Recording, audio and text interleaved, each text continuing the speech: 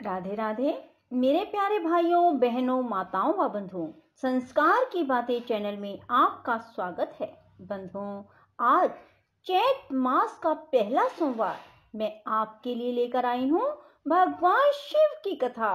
बंधुओं, सोमवार के दिन भगवान शिव की कथा सुनने मात्र से भगवान शिव अपने भक्तों को मनचाहा वरदान देते हैं। बंधुओं, जो मनुष्य भी सोमवार के दिन भगवान शिव की इस कथा को सुनेंगे, भगवान शिव प्रसन्न होकर उनकी हर इच्छा पूरी करेंगे।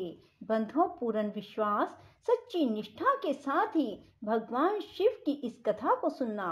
बंधुओं, यदि आपने संस्कार की बातें चैनल को अब तक सब्सक्राइब नहीं किया तो जरूर करें और बेल आइकन दबाना ना भूलें, ताकि आपको हमारी आने वाली सभी वीडियोस की जानकारी सबसे पहले हो सके।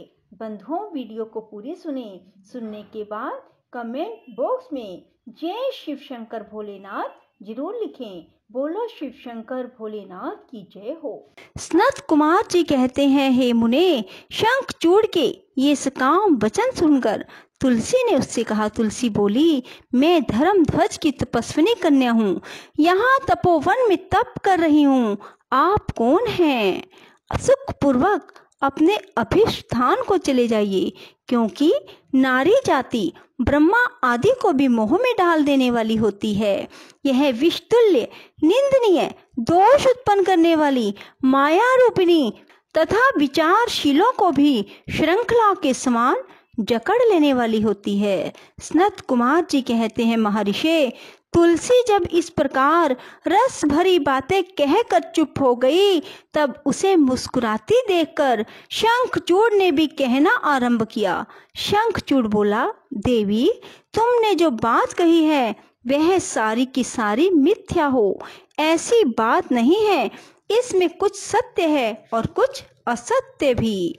इसका विवरण मुझसे सुनो। शोभने, जगत में जितनी पतिव्रता नारियां हैं उनमें तुम अग्रणी हो। मेरा तो ऐसा विचार है कि जैसे मैं पाप बुद्धि कामी नहीं हूँ, उसी प्रकार तुम भी काम पराधीना नहीं हो। फिर भी इस समय मैं ब्रह्मा जी की आज्ञा से तुम्हारे समीप आया हूँ और गांधर्व विवाह की विधि से तुम्हें ग्रहण करूंगा। भद्रे, क्या तुम मुझे नहीं जानती हो अथवा तुमने कभी मेरा नाम भी नहीं सुना है? अरे, देवताओं में भगदड़ डालने वाला शंखचूड़ मैं ही हूँ। मैं दनु का वंशज और दंभ नामक दानव का पुत्र हूँ। पूर्व काल में मैं श्री हरि का पार्षद था। मेरा नाम सुदामा गोप था। इस समय मैं राधिका जी के शाप से दानवराज शंखचूड़ होकर उत्पन्न हुआ हूँ। ये सारी बातें मुझे ज्ञात है, क्योंकि श्री कृष्ण के प्रभाव से मुझे अपने पूर्व जन्म का स्मरण बना हुआ है। सनत कुमार जी कहते हैं, मुने, तुलसी के समक्ष यूं कहकर शंखचूड़ चुप हो गया। जब दानवराज ने आदर पूर्वक तुलसी से ऐसा सत्य वचन कहा, तब वह परम प्रसन्न हुई और मुस्कुरा कर कहने लगी। तुलसी बोली, भद्र पुरुष, आज आपने अपने सात्विक विचार से मुझे पराजित कर दिया है। जो पुरुष स्त्री द्वारा परास्त ना हो सके वह संसार में धन्यवाद का पात्र है, क्योंकि जिसे स्त्री जीत लेती है वह पुरुष सदाचारी होते हुए भी सदा अपावन बना रहता है। देवता, पितृ और समस्त मानव उसकी निंदा करते हैं। जन्ना शोच तथा मरना शोच में, ब्राह्मण 10 दिनों में, क्षत्रिय 12 दिनों में और वैश्य 15 दिनों में शुद्ध हो जाता है, और शूद्र की शुद्धि 1 मास में हो जाती है। ऐसा वेद का अनुशासन है। परंतु स्त्री से पराजित हुआ पुरुष की शुद्धि चितादह के अतिरिक्त अन्य किसी प्रकार से भी संभव नहीं है। इसी कारण उसके पितर उसके द्वारा दिए गए पिंड तर्पण आदि को इच्छा पूर्वक ग्रहण नहीं करते। देवता भी उसके द्वारा अर्पित किए गए पुष्प फल आदि को स्वीकार नहीं करते।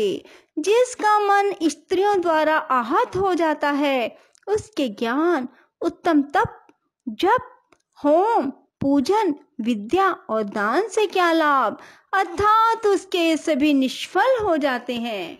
मैंने आपके विद्या, प्रभाव और ज्ञान की जानकारी के लिए ही आपकी परीक्षा ली है, क्योंकि कामने को चाहिए कि वह अपने मनोनीत कांत की परीक्षा करके ही उसे पति रूप में वरण करे।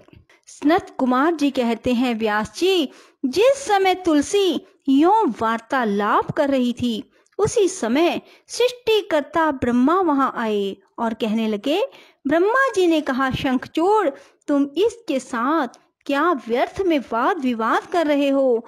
तुम गांधर्व विवाह की विधि से इसका पानी ग्रहण करो, क्योंकि निश्चय ही तुम पुरुष रतन हो। यह सती साध्वी नारियों में रतन स्वरूपा है। ऐसी दशा में निपुणा का निपुण के साथ समागम गुणकारी ही होगा।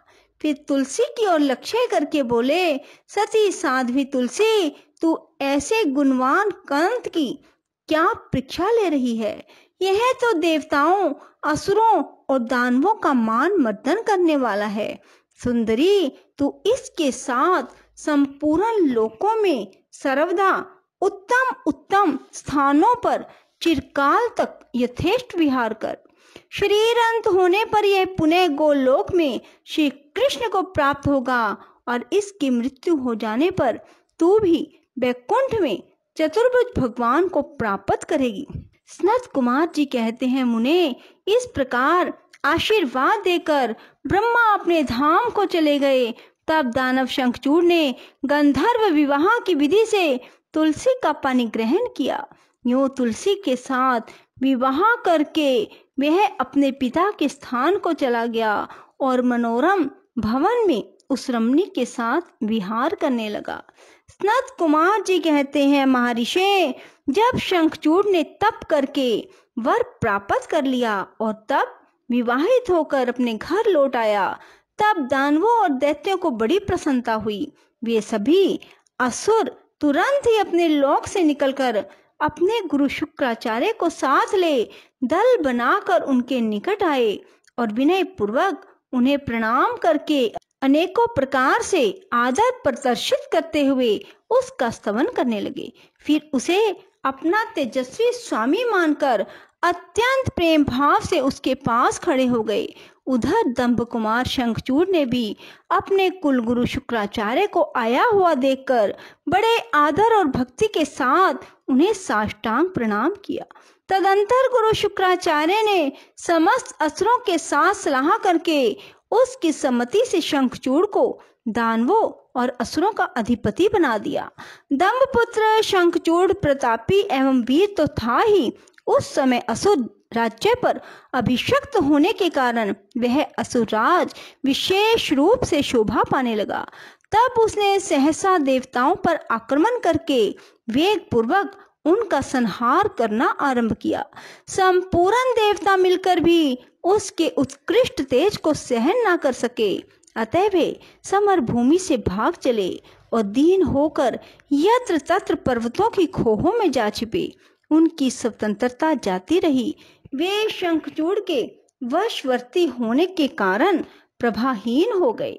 इधर शूरवीर प्रतापी दंभ कुमार दानवराज शंखचूड़ ने भी संपूर्ण लोकों को जीतकर देवताओं का सारा अधिकार छीन लिया।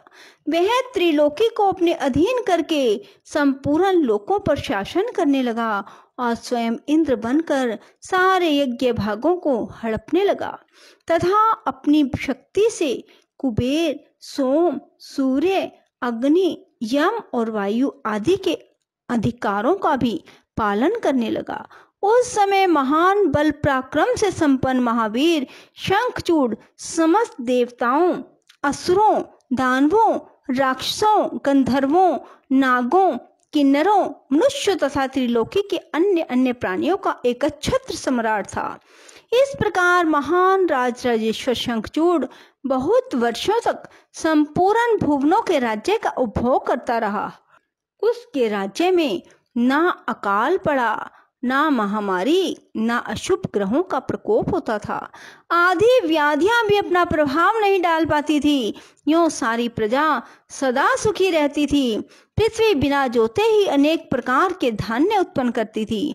नाना प्रकार की औषधियां उत्तम उत्तम फलों और रसों से युक्त थी। उत्तम उत्तम मणियों की खदानें थी। समुद्र अपने तटों पर निरंतर ढेर के ढेर रत्न बिखराते रहते थे। वृक्षों में सदा पुष्प फल लगे रहते थे।